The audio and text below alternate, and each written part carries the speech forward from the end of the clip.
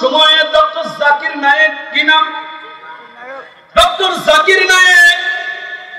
এই লোকটি ভারতের সরকার চিন্তা করল, যদি এই ডক্টর জাকির নায়েক যদি ভারতবর্ষে আর কয়েক বছর থাকে, তাহলে পুরা ভারতবর্ষ মুসলমানের আন্ডারে চলে যাবে, পুরা ভারতবর্ষ দখল করবে মুসলমানেরা। সুতরাং এই জাকির নায়েককে কিভাবে দেশ ত্যাগ করা যায়, দেশ থেকে বিতাড়িত করা যায়, তোমরা এটার ব্যবস্থা করো। তার যত সম্পদ আছে, তার যত মাল আছে, সব বাজেয়াপ্ত করলো। আজ ডক্টর জাকির নায়েক এই দেশে কয়েকদিন, ও দেশে কয়েকদিন। কথা বলেন ঠিক কিনা? যেমন হয়েছিল মিজানুর রহমান আজহারি, বাংলাদেশের প্রখ্যাত একজন আলেম, বাংলাদেশের অহংকার ডক্টর মিজানুর রহমান আজহারি কয়েক বছর দেশে আসতে পারে নাই। কেন দেশে আসতে পারে নাই? এই কারণে যে সে কোরআনের হক কথাগুলো মানুষের দ্বারে দ্বারে গিয়ে বলে। এবং বাংলাদেশে বর্তমান সময়ে যত বক্তা আছে, যত আলোচক আছে, সব আলোচকের ওয়াজ সে যত মানুষ হয় না, ডক্টর মিজানুর রহমান আজহারির মাহফিলে তার 10 ডবল মানুষ হয়। কথা বলে ঠিক কিনা?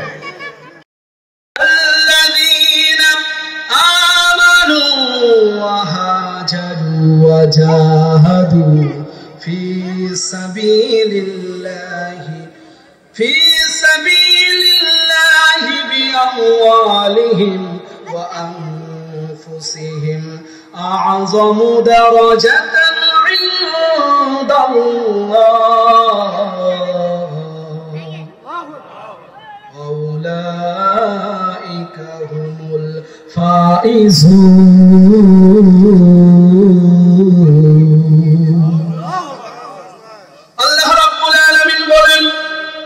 যারা ঈমান এনেছে তারা সফল কাম হলো, তারা আল্লাহর কাছে তারাই তো মর্যাদাবান, তারাই তো সফল কাম।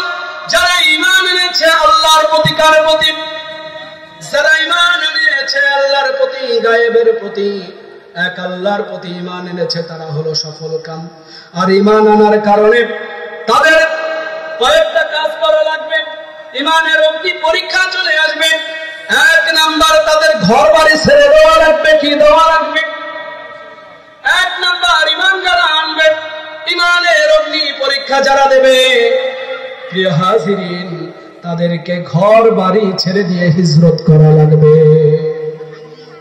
যেমন করেছিলেন মুহাম্মদুর রাসূলুল্লাহ সাল্লাল্লাহু আলাইহি ওয়াসাল্লাম, আমার নবী, বিশ্ব নবী মুহাম্মদুর রাসূলুল্লাহ সাল্লাল্লাহু আলাইহি ওয়াসাল্লাম শুধু কালিমার দাওয়াত দেওয়ার কারণে তার নিজের মাতৃভূমি থেকে মদিনায় এসে হিজরত করেছে। কথা বলেন ঠিক কিনা? রাসূলুল্লাহ ছাড় পায় নাই, রাসূলুল্লাহ সাল্লাল্লাহু আলাইহি ওয়াসাল্লাম ছাড় পায় নাই কাফেরদের কাছে। সুতরাং যারা ঈমান আনবে, তাদের প্রথম শর্ত হলো তাদের ঘর বাড়ি ছেড়ে দেওয়া লাগবে।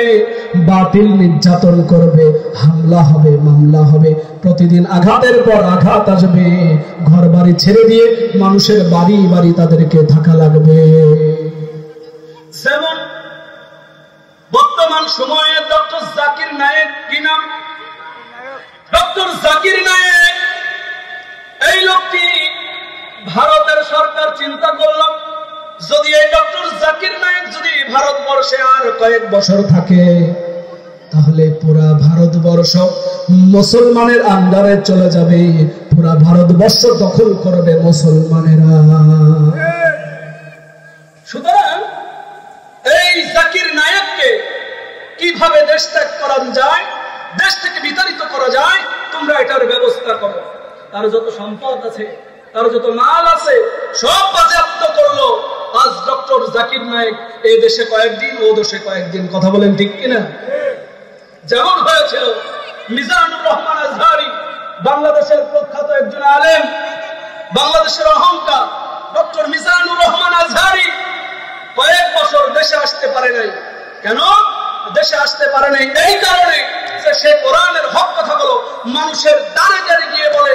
এবং বাংলাদেশে বর্তমান সময়ে যত বক্তা আছে, যত আলোচক আছে, সব আলোচকের ওয়াজ সে যত মানুষ হয় না, ডক্টর মিজানুর রহমান আজহারীর মাহফিলে তার 10 ডবল মানুষ হয়। কথা বলে ঠিক কিনা?